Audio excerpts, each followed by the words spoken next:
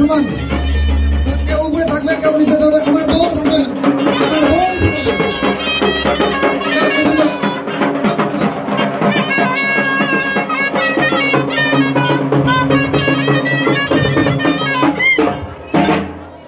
কি ব্যাপার তুই ওখানে লুকে আসিস কেন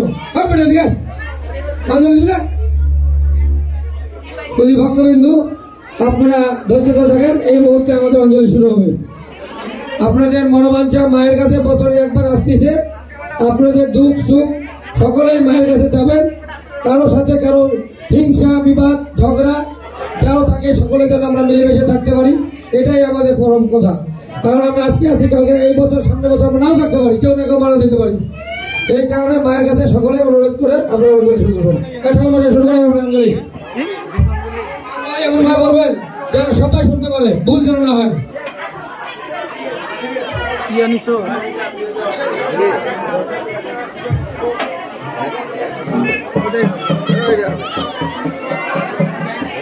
ফুল নাই